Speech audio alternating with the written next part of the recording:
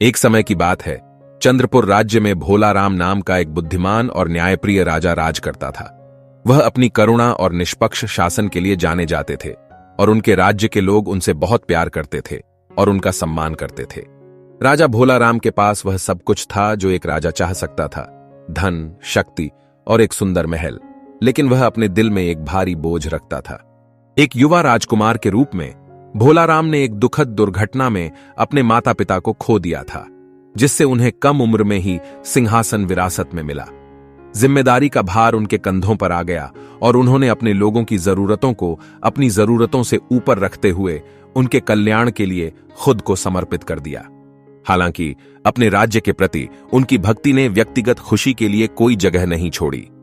वर्षों बीत गए और राजा भोला राम अविवाहित रहे।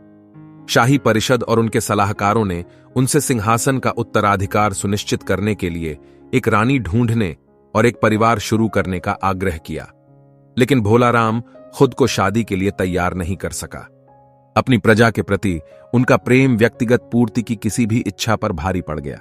एक दिन अनाया नाम की एक आकर्षक राजकुमारी ने चंद्रपुर राज्य का दौरा किया। उसके पास एक अलौकिक सुंदरता थी जो उस पर नजर डालने वाले हर किसी को मोहित कर लेती थी। उनके आने की खबर जंगल में आग की तरह फैल गई और लोग उनकी एक झलक पाने के लिए उमड़ पड़े। यहां तक कि राजा भोला राम भी उसकी उपस्थिति के आकर्षण का विरोध नहीं कर सके। अनाया सिर्फ खूबसूरत नहीं थी, वह दयालु, बुद्धिमान और दुनिया की गहरी समझ रखने वाली थी।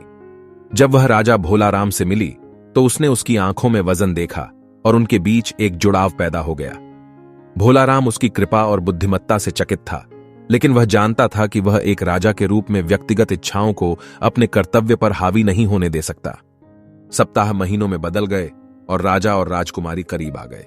उनका रिश्ता गहरी दोस्ती में बदल गया, लेकिन राजा भोला राम ने इसे किसी और चीज में विकसित होने से मना कर दिया। वह अनाया पर राज्य की जिम्मेदारियों का बोझ डालने या अपने लोगों के कल्याण से समझौता करने के विचार को सहन नहीं कर सकता था। एक दुर्भाग्यपूर्ण दिन अनाया के राज्य पर एक क्रूर सेना ने आक्रमण कर दिया। उसके पिता राजा की हत्या कर दी गई और अराजकता फैल गई। अपनी जरूरत की घड़ी में अनाया ने मदद के लिए भोला राम की ओर रुख किया। राजा ने उसके प्रति अपने प्यार और एक शासक के रूप में अपने कर्तव्य के बीच उलझकर एक हृदय विदारक निर्णय लिया। भोला राम ने अपनी सेना इकट्ठी की और अनाया के राज्य की ओर मार्च किया और उसके लोगों को आक्रमणकारियों के चंगुल से मुक्त कराने के लिए एक बहादुर लड़ाई लड़ी। उनके साहस और रणनीतिक प्रतिभा की कोई सीमा नहीं थी और उन्होंने अटूट दृढ़ संकल्प के साथ लड़ाई लड़ी। लेकिन युद्ध की कीमत बहुत अधिक थी और भोला राम ने भारी कीमत चुकाई।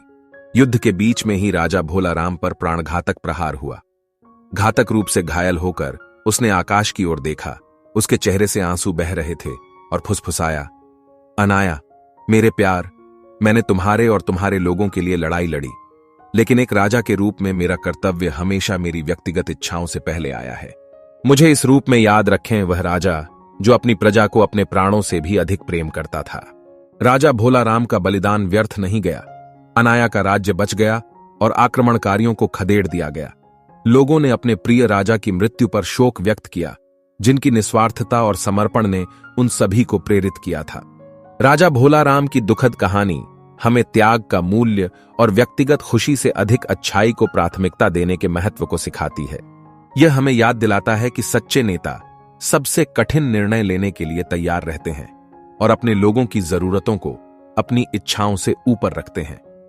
राजा भोला राम को सदैव एक निस्वार्थ शासक के रूप में याद किया जाएगा, जिन्होंने अपने राज्य की खातिर अपनी खुशियों का बलिदान दे दिया। Thank you for watching.